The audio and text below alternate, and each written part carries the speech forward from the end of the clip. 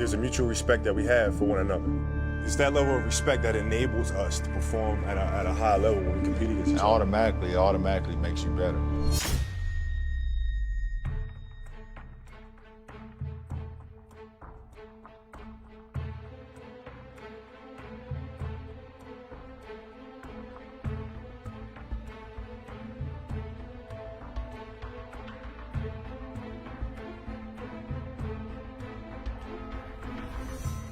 NBA star Kobe Bryant was on board that helicopter and is now dead at the age of 41. On January 26, 2020, after a night LeBron James himself called a dream come true, life took a turn that no soul could stomach. If it wasn't already obvious just how much of what LeBron did was because of Kobe Bryant, it was painfully apparent by the morning. He remembered when he first met Kobe at age 15 in Philly, when Kobe gave him his own size 14 shoes even though he wore a size 15. They didn't fit, but it didn't matter. Bron passed him in the same city before their lives and legacies were changed forever.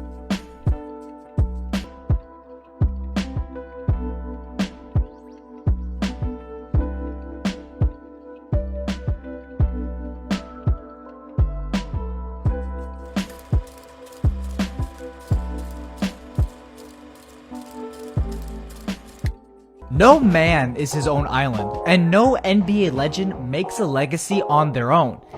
You know how I know this is true? Because Allen Iverson looked different versus Michael Jordan. Yao Ming looked different versus Shaq. And LeBron James looked very, very different when he played versus Kobe Bryant. Whenever the King faced the Mamba, he needed that extra gear to reach that level to earn that respect. You could see it in his face. What we didn't see was their rivalry reach the highest stage. But in 2009, Kobe LeBron was reaching its pinnacle. You could feel it around the league. That season was destined to play host to LeBron James versus Kobe Bryant in the NBA Finals. It wasn't just Cavs fans who were thinking Kobe versus LeBron in the end. Everyone was thinking it, including the defending champs. I'm pretty sure the scouting was more heavily towards what Cleveland does. The Lakers were champions, and the Cavs were coming off a 66-win season. It was crazy not to see them meeting up in June. And getting the top two players in basketball to do battle in the finals doesn't sound like it's asking for much.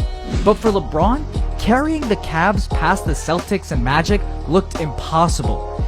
Cleveland was closer to China than winning a championship that year. As far as anyone knew back then, LeBron just wasn't what Kobe was, a professional winner.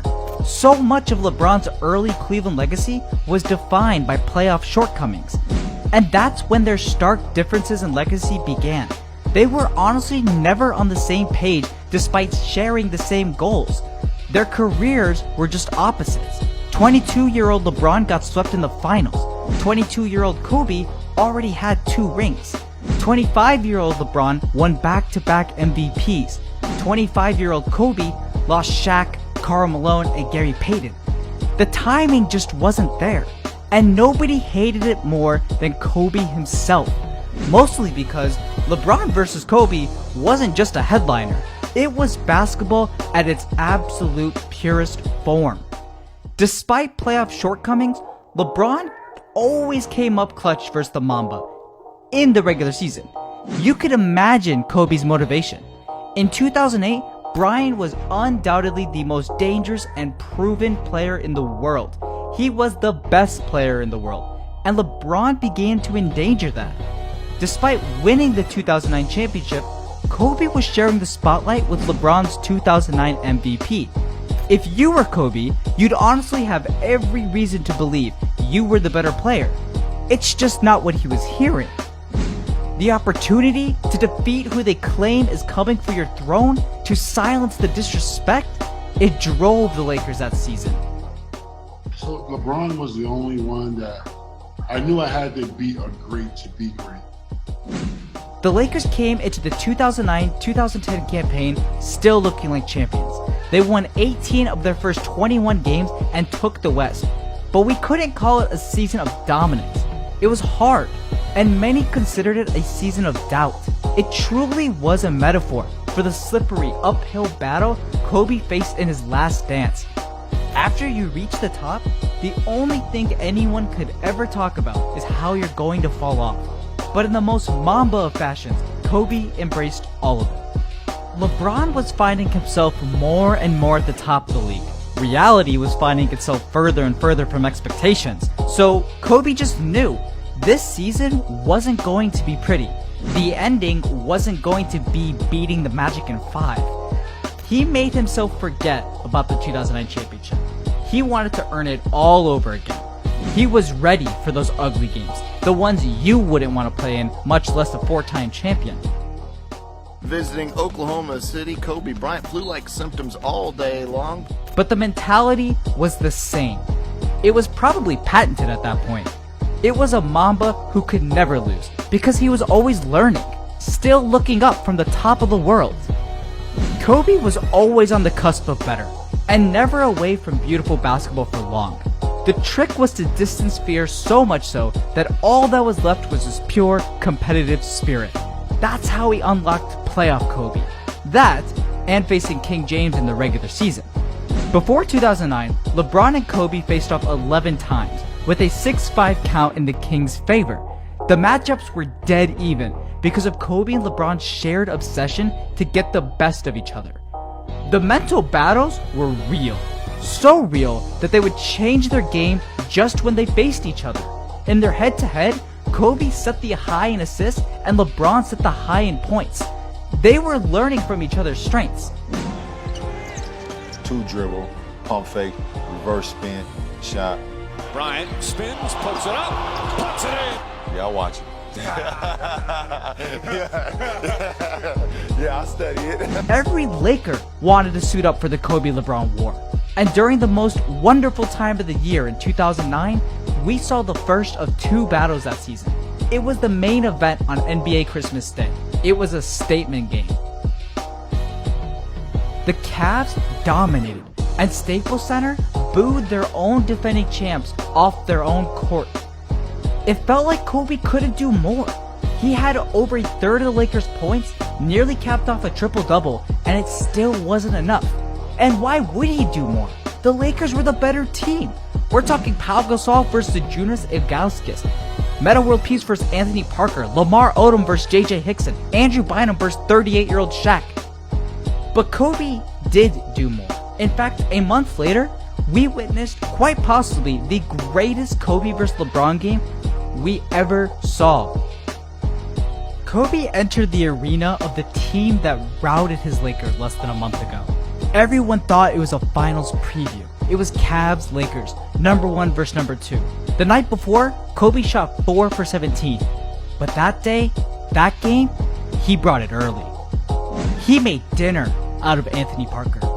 And he brought the very best out of LeBron, who had to go playoff mode when guarded by Metta, Lamar, and Kobe himself.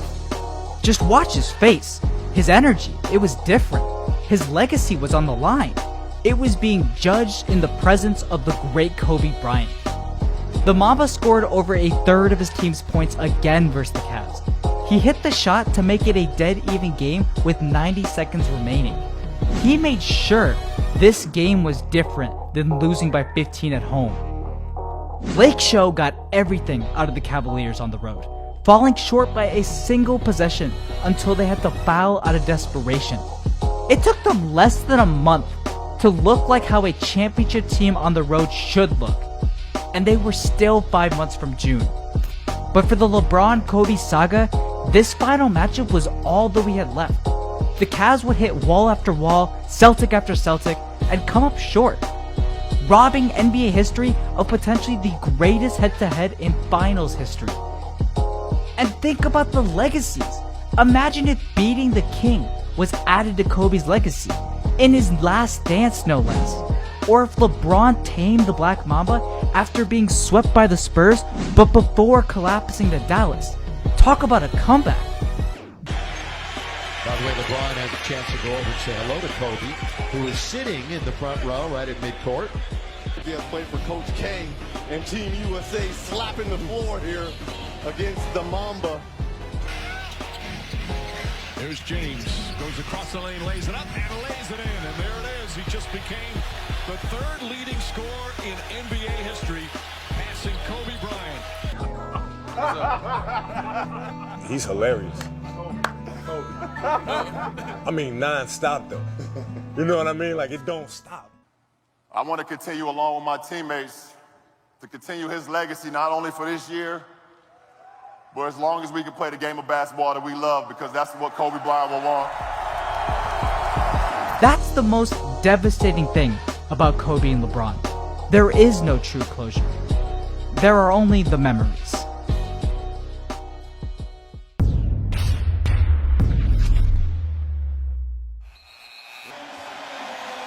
after a 22-year absence, the Boston Celtics are NBA champions once again.